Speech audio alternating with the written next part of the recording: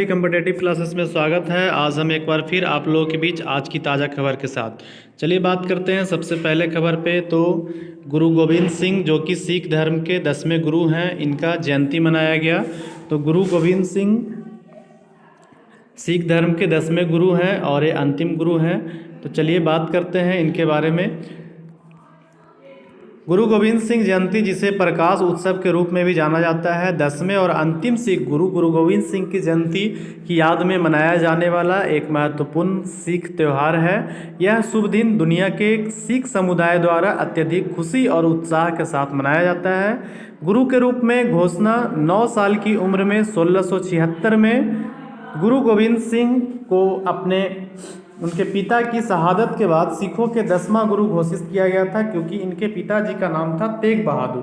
तेग बहादुर जब आए थे पटना में तो उनकी वाइफ के साथ आए थे, तो प्रेग्नेंट थे, तो इनका जन्म हुआ था पटना में ही और तेग बहादुर को औरंगजेब के द्वारा मरवा दिया गया था।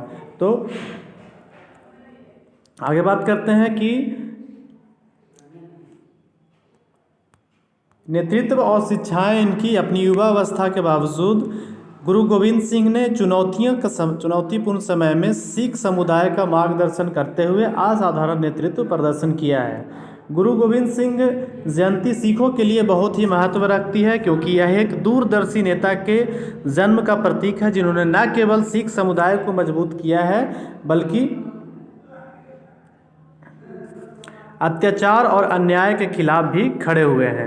गुरु गोविंद सिंह ने 1699 में दीक्षित सिखों के एक समुदाय खालसा पंथ की स्थापना की है और खालसा की रचना साहस, निस्वार्थता और धार्मिकता के प्रति समर्थन की भावना को प्रतीक है।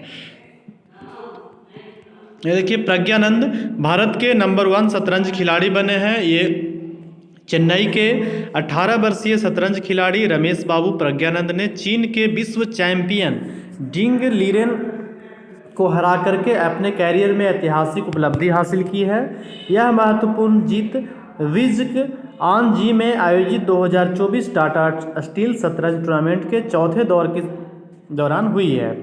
आगे बात करते हैं। प्रज्ञानंद की जीत उल्लेखनीय थी, क्योंकि उन्होंने काले मोहरों से खेला और खेल की शुरुआत से ही रणनीतिक श्रेष्ठता प्रदर्शन की है।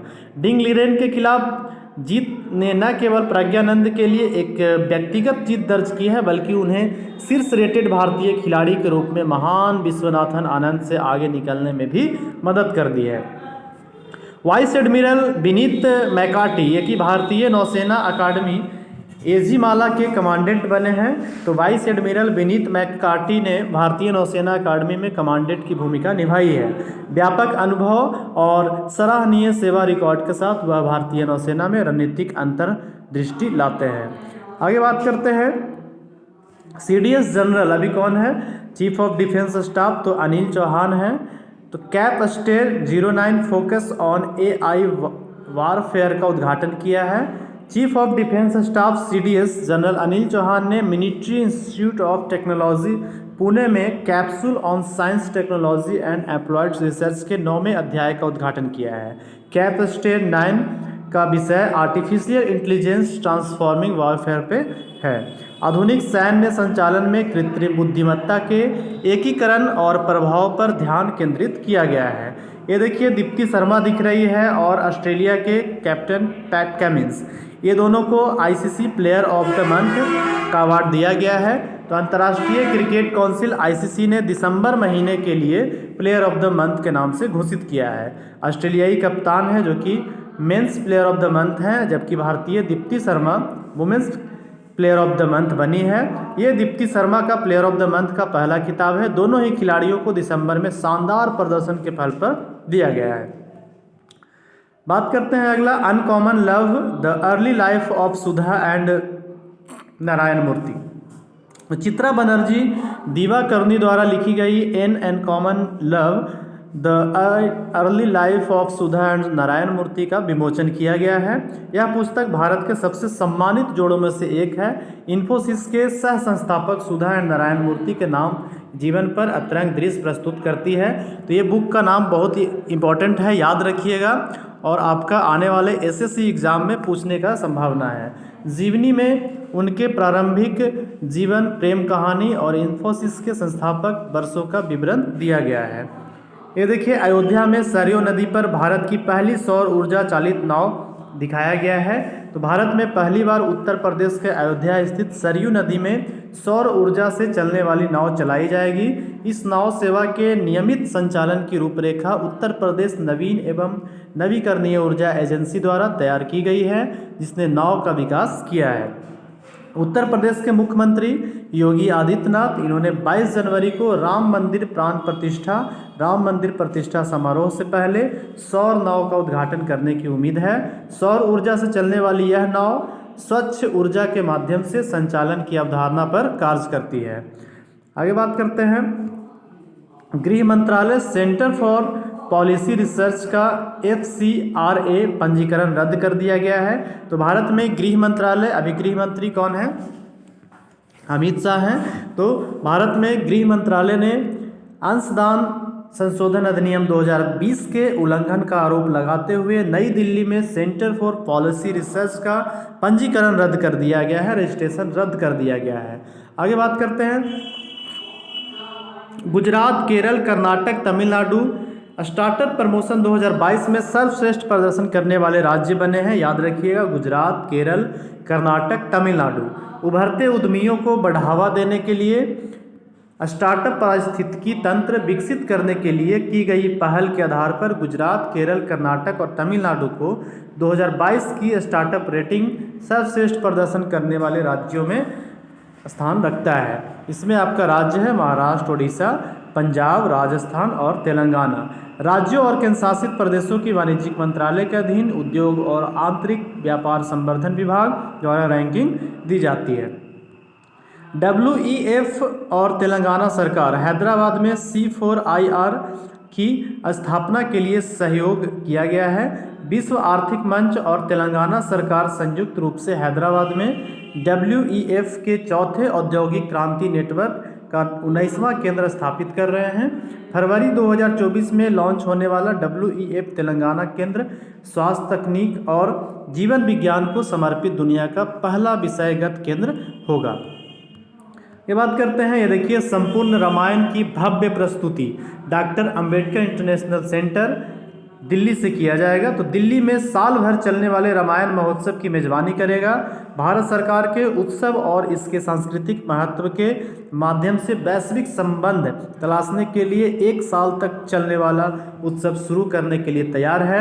अयोध्या में राम मंदिर के उद्घाटन के साथ यह रामायण के माध्यम से दुनिया को एकजुट करने वाले एक सांस्कृतिक उत्सव का शुरुआत का प्रतीक है। यह उत्सव 18 जनवरी को दिल्ली के ऐतिहासिक पुराना किला से शुरू होगा और लखनऊ, अयोध्या, वाराणसी जैसे विभिन्न शहरों से होकर के गुजरेगा। यह एक सांस्कृतिक यात्रा की शुरुआत का प्रतीक है जो महाकाव्य रामायण की समृद्ध टेपेस्ट्री में तल्लीन होगी। मध्य प्रदेश में चित्रकूट, उत्तर प्रदेश में अयोध्या और बिहार में सीतामढ़ी, कर्नाटक में हम्पी और तमिलनाडु में कन्याकुमारी सहित रामायण से जुड़े प्रतिष्ठित स्थानों पर राज्य सरकारों के सहयोग से सांस्कृतिक गतिविधियां शुरू की जाएगी। इसके अतिरिक्त भोपाल और जयपुर जैसे शहर भी कार्यक्रम की मेजबानी करेंगे, जिससे यह एक राष्ट्रव्यापी उत्सव बन जाएगा। इंडिया इंटरनेशनल साइंस फेस्टिवल यानी कि हरियाणा में भारत अंतर्राष्ट्रीय विज्ञान महोत्सव 2023 शुरू हो रहा है। तो भारत अंतर्राष्ट्रीय विज्ञान महोत्सव 2023 आज यानी 17 जनवरी पिछला दिन जो विज्ञान और प्रौद्योगिकी के अग्रणी क्षेत्रों में भारत की उपलब्धियों का जश्न मनाने वाले 4 दिवसीय उत्सव की शुरुआत की है। तो विज्ञान और प्रौद्योगिकी विभाग सरकार द्वारा यह आयोजित किया गया है। भारत के और नेशनल इनोवेशन फाउंडेशन इंडिया द्वारा समन्वित IISF 2023 का उद्देश्य वैज्ञानिक स्वभाव को बढ़ावा देना, उपलब्धियों को स्वीकार करना और भारतीय आबादी के बीच जागरूकता फैलाना है। इस विज्ञान महोत्सव का आयोजन विज्ञान और प्रौद्योगिकी के अग्रणी क्षेत्रों में भारत की उपलब्धियों का उत्सव मनाने के लिए किया गया है। आगे बात करते हैं पिक्सेल। बेंगलुरु में एक अत्याधुनिक सैटेलाइट विनिर्माण सुविधा शुरुआत हुआ है। तो बेंगलुरु स्थित पिक्सेल ने 30,000 वर्ग फुट की अत्याधुनिक अंतरिक्ष यान निर्माण शुरू, मेगापिक्सल का उद्घाटन किया। यह प्रति उपग्रह 6 महीने के त्वरित परिवर्तन के साथ 20 से अधिक उपग्रहों का एक साथ निर्माण करने में सक्षम सुविधा है। इसरो के अध्यक्ष एस सोमनाथ ने, याद रखिएगा इसरो के अध्यक्ष भी एस सोमनाथ ने अंतरिक्ष उद्योग में इसके महत्व पर प्रकाश डाला है और इसके सुविधा के लिए उद्घाटन किया गया है। मेगापिक्सल में संदूषण मुक्त उपग्रह असेंबली और एकीकरण सुनिश्चित करने के लिए ISO क्लास 7 और ISO क्लास 8 का स्वच्छ कमरे हैं। भारत ट्रस्ट के मामले में बना ग्लोबल लीडर। तो बात करते हैं एडलमैन ट्रस्ट बैरोमीटर 2024 की मुख्य विशेषताएं। बिजनेस ट्रस्ट में भारत अग्रणी, गलत सूचना वैश्विक चिंताएं, मीडिया ट्रस्ट में चीन शीर्ष पर। हाल ही में अनावरण किए गए एडलमैन ट्रस्ट बैरोमीटर 2024 में भारत विश्व के मामले में वैश्विक अग्रणी के रूप में उभरा है, जो व्यवसायों और गैर सरकारी संगठनों में विश्वास के चार्ट में शीर्ष पर है। हालांकि देश ने मीडिया विश्वास के चौथे स्थान और सरकार में 5वें स्थान हासिल किया है। 28 देशों के 32,000 से अधिक उत्तरदाताओं को शामिल करते हुए व्यापक सर्वेक्षण एक पैटर्न पर प्रकाश डालता है, जहां विकासशील देश समग्र विश्वास धारणा में अपने विकसित समकक्षों से आगे निकल जाता है। चलिए बात करते हैं कुछ वैश्विक रैंकिंग और विश्वास श्रेणियां। तो सरकारी भरोसा, सऊदी अरब ने शीर्ष स्थान का दावा किया है, जबकि भारत 5वें स्थान पे है सरकारी भरोसा पे। मीडिया ट्रस्ट में बात किया जाए तो चीन ने बढ़त बनाई है और भारत चौथा स्थान पे है। सब याद करना बहुत ज़रूरी है। सरकारी भरोसा में मतलब 5वां स्थान पे, मीडिया ट्रस्ट में चौथा स्थान पे। नियोक्ता का भरोसा किया जाए तो इंडोनेशिया शीर्ष पर है, भारत दूसरे स्थान पे है। समग्र विश्वास सूचकांक अगर बात किया जाए तो 2023 को पछाड़ करके दूसरे स्थान पर पहुंच गया है, चीन शीर्ष स्थान पे बरकरार है। सबसे कम भरोसेमंद देश के रूप में ब्रिटेन ने दक्षिणी कोरिया की जगह ले ली है, सबसे कम भरोसेमंद देश की जगह। अनुसंधान सहयोग को बढ़ावा देने के लिए ISTEM करेगा समावेश का अनावरण। तो ISTEM भारतीय विज्ञान प्रौद्योगिकी और इंजीनियरिंग सुविधाओं का मानचित्र देश भर में अनुसंधान सहयोग में क्रांति लाने के लिए एक अभूतपूर्व परियोजना समावेशी की शुरुआत कर रहा है। आगे बात करते हैं कर्नाटक बैंक और क्लिप कैपिटल ने दी की डिजिटल सह ऋण साझेदारी। तो RBI दिशा निर्देशों के अनुपालन में कर्नाटक बैंक और क्लिक्स बैंक कैपिटल भारत के महत्वपूर्ण MSME क्षेत्र में मतलब सूक्ष्म एवं लघु उद्योग को ऋण देने के ध्यान केंद्रित करते हुए UB कंपनी लेड प्लेटफॉर्म पर डिजिटल रूप से एकजुट हुए हैं। भारतीय रिजर्व बैंक के दिशा निर्देशों के अनुरूप एक रणनीतिक कदम में निजी क्षेत्र का एक प्रमुख बैंक कर्नाटक बैंक और तेजी से बढ़ती हुई NBFC click capital UB company led platform के माध्यम से जुड़ गए हैं।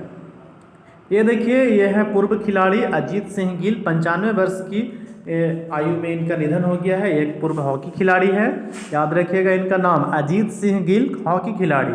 सिंगापुर के सबसे उम्र दराज ओलंपियन पूर्व राष्ट्रीय हॉकी खिलाड़ी अजीत सिंह गिल का 95 साल की उम्र में निधन हो गया है। 1956 के मेलबर्न खेलों में भाग लिया। उनके परिवार में उनकी पत्नी, 5 बच्चे, 10 पोते पोतियां और 5 परपोते पोतियां ये सब हैं। खेल समुदाय में उनकी खेल प्रेमी भावना और प्रेरणा के लिए याद किया जाता है। यह है मलयालम संगीत निर्देशक के जॉय का 77 वर्ष की आयु में निधन हो गया। मलयालम संगीत उत्साद केजे राय जो उद्योग में अग्रणी तकनीकी संगीत के जाने जाते हैं, 77 वर्ष की आयु में चेन्नई में निधन हो गया है। 70 के दशक के दौरान मलयालम फिल्म संगीत में तकनीकी संगीतकार के रूप में पहचान अर्जित करते हैं, जिसमें विशेष रूप से कीबोर्ड जैसे उपकरण शामिल था। उल्लेखनीय फिल्में हैं एंडे प्रियमपुत्रन, चंदन चोला, आराधना और स्नेह यमुना और कई अन्य फिल्में इनके द्वारा संगीतमय हुए हैं। चलिए बात करते हैं कि इसको हम डाउनलोड कैसे करेंगे। तो जाइए टेलीग्राम लिंक पे और डाउनलोड कीजिए। टेलीग्राम लिंक आपको इस रूम में दिया गया है। लाइक एंड सब्सक्राइब करना ना भूलेंगे। बहुत बहुत धन्यवाद।